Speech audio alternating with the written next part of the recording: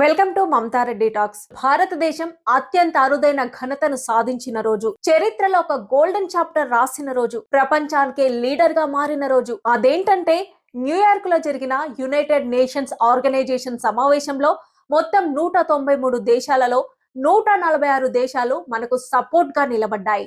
United nations security council లో permanent membership కోసం భారతదేశం పెట్టిన తీర్మానం సూపర్ మెజార్టీతో గెలిచింది. ఇన్నాళ్ళు మనకు వ్యతిరేకంగా ఉన్న దేశాలే ఈసారి మనకు మద్దతునిచ్చాయి.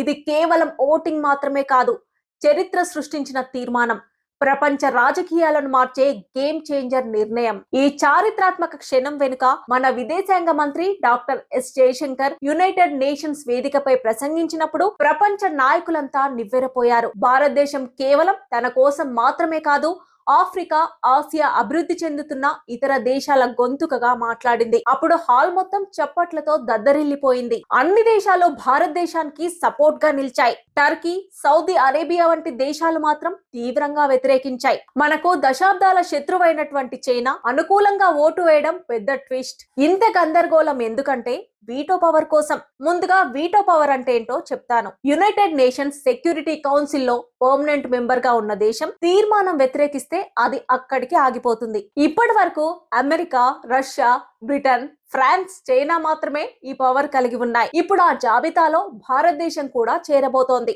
146 దేశాల మద్దతుతో ఇప్పుడే బిల్ పాస్ అయింది. తర్వాత 5 పర్మనెంట్ మెంబర్ దేశాలు సీక్రెట్ రూమ్ లో ఓటింగ్ చేస్తాయి. అక్కడ కూడా ఆమోదం పొందితే భారతదేశం అధికారికంగా యునైటెడ్ నేషన్స్ పర్మనెంట్ మెంబర్ గా మారుతుంది. ఇది 140 కోట్ల భారతీయుల విజయ గాథ. ఈసారి మన భారతదేశం వీటో పవర్ ఖాయం చేసుకుంటుందా? ఈ ఇన్ఫర్మేషన్ పై మీ అభిప్రాయం ఏంటో కామెంట్ బాక్స్ లో తెలపండి. Thanks for watching.